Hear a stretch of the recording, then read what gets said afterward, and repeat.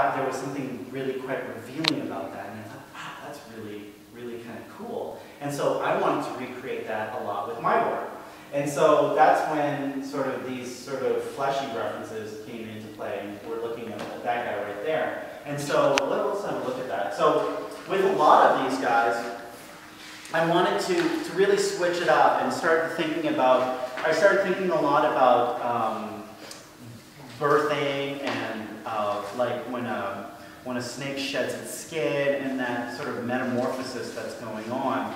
And definitely the body references started coming out a lot more because they felt more like fleshy folds being torn open or opening. And that was really exciting for me.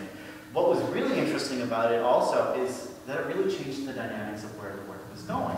Like at the beginning with the 4.0s and also the 2.0s and 3.0s, you had these two things. They were, you know, they started off as friends and then they became like these antagonizing parts on one another. But now once I stepped into doing the 5.0s, where now these things are emerging out of the vessel, well, that changes the game altogether, because now you're just like, okay, well, what does this mean now? It's no longer about this juxtaposition. It's about this relationship. It's about more of a holistic kind of idea where, you know, in a way, it's like we didn't wake up one morning and there was YouTube.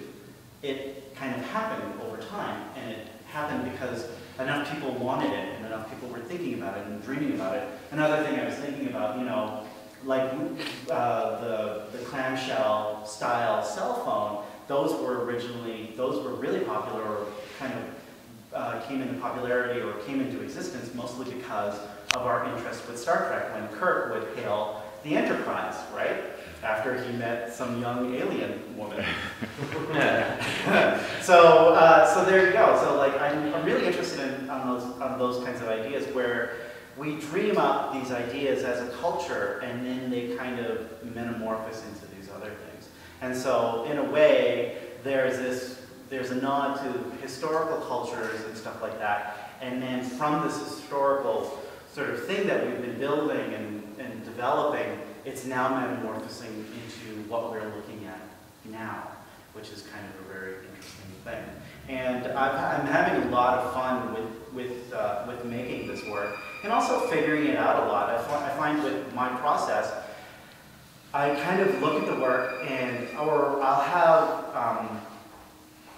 I'll have an idea of a shape or a form, or I'll see something on the street, or I'll see like a brake pad, for instance, that's really inspirational, or a sports car, or, you know, or something else, and be really amazed by it and want to create it. And it's only through when my hands start moving and making the work do these kind of ideas that I've been talking about really kind of surface, and they kind of percolate to the top. I'm like, oh, this kind of makes sense, and this kind of is where this work is going, and that's kind of how I feel about where this work is going. It's kind of constantly evolving and tweaking and stuff like that. So that's pretty much all that I wanted to talk about. I thought it would be great if we could sort of open it up, and if everybody has any questions about either like how things are made, or where ideas come from, or anything like that, yeah, just firing them away. That'd be good. You know, start? Yeah. Memory history might be wrong, but ceramics considered super high tech at one time, and that's why I was imported in Europe. Yeah, absolutely. Yeah, it used to be a super precious material, and you know, to some regard, it kind of exists in those echelons. And like, I'm sure everybody's familiar with the word porcelain and that sort of really important role. And at one time, porcelain was the same. It used to trade at the same rate as gold because it was a really rare commodity.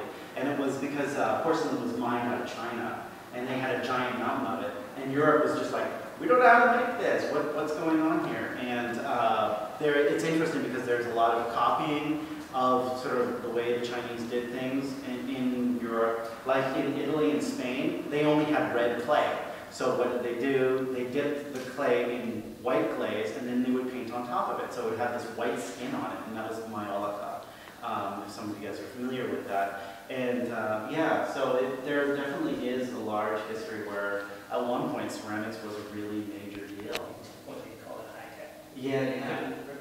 No, you couldn't. And then actually bone china, and I think everybody kind of maybe knows what bone china is.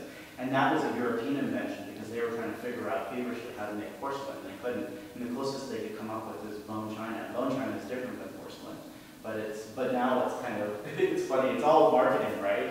Now bone china is equal value to ideas of porcelain and stuff like that. Yeah. Hey, Brendan, I want to ask you just to take one of these, maybe the piece down on the lower pedestal, and just kind of talk about it from the ground up. Yeah, from the ground up. So, okay, so what usually happens is that I will decide or try and figure out which vessel I want to go with. And there's a large library, obviously, of Chinese vessels to choose from. And actually, this was one of the first of the pilgrim vessels or moon vessels that I started playing with. And I was doing a lot of research, and so I do a lot of sketchbooking, like a lot of drawing and stuff like that. And I knew I wanted to do this kind of this moon vase, but the funny thing is, and this is, I've had this experience too, is that whenever I would see images of the moon vase, it was always front on. It was always that really round silhouette, and I assumed, because it was called a moon vase, that it was a spherical object. But in actual fact, the moon vase or pilgrim vase was designed as a flask. So it was flattened, so it could lay on the side of a horse as you're sort of traveling across the great plains of China, I guess. And so that was a really kind of an interesting thing to kind of learn from there.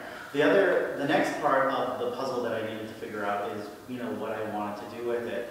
And I'm not quite sure if it's because I kind of grew up in BC and that being a really lush, natural environment, and I grew up on the coast, and so was always familiar with playing with tidal pools as a kid, like feeding barnacles to sea anemones and stuff like that, and all that sort of stuff. And that piece, definitely, I was looking at kind of like octopuses and stuff like that, and but that sort of all those legs and all those kinds of things. And octopuses are both fascinate me and terrify me all at once, because they're just they're amazing animals.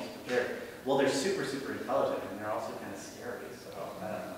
So that part I wanted to kind of incorporate that as well. So once I kind of have a general idea and sort of sketched it out in my sketchbook, then goes into the process of making these works. And my process uses a lot of traditional approaches to ceramics. So wheel throwing, so I would make the vase on the wheel and then shape it to what it is, what it looks like now. And then I would make parts, basically these larger tubes were they're basically cups. You can picture a cup. And then the other parts, the two other tubes I extruded. There's I don't know if you guys remember the Play-Doh Fun Factory, where you squish the Play-Doh out and it sort of extrudes out all this hair or whatever. And so basically in ceramic land, we have something similar. That's a giant one that's made out of metal. You can extrude out tubes in all these different shapes. And so that's where those tubes come from, and then it becomes an issue of sort of constructing and composition. Now, in terms of my sketchbook, does the sketch look exactly like what I end up with? And the best analogy I can kind of come up with, well, no, they don't generally look like it, but they kind of look like it. They almost look like brothers and sisters. Or if you've ever seen images of costume design, when they do those preliminary sketches for costume design, and then you see the final product, there always is there's a bit of a difference between the end product and the sketch, and I would say that's kind of close to what my sketches look like in terms of these bodies. But yeah, and then so I construct it and then let it dry and then fire it, and then it comes out, and then I start doing all the surface stuff on it, which is always a fun kind of thing because it does feel like a brain switch a little bit, because on one hand you're constructing this something in 3 dimensions, and the next game you're playing is working just on surface. So it becomes you become sculptor and then painter. So it's like this 3D, 2D kind of relationship. And I think with the new stuff where there are skin folds and warping and stuff like that, that becomes a really fun game to play, because you have to create this illusion as though the decoration is folding in on itself. And I've been trying to rattle my brain on how to kind of figure out or get a good sort of real life example of that. And the closest thing I can think of is to really find, like a burly motorcycle biker or whatever that has lots of tattoos and then kind of play with their belly rolls. But I haven't approached that for obvious reasons. But yeah, so that becomes that next game, and then after it's all fired, then it's like post-production where I'm sort of adding these rubber gaskets or the glass or the metal. But yeah, that's pretty much the kind of start to finish kind of creation.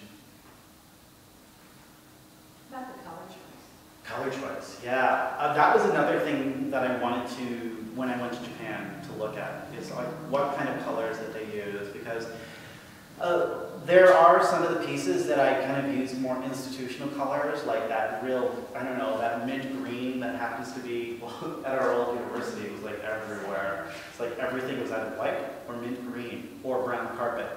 So, you know, there's that institutional kind of colors, but then looking at Japanese toys and all that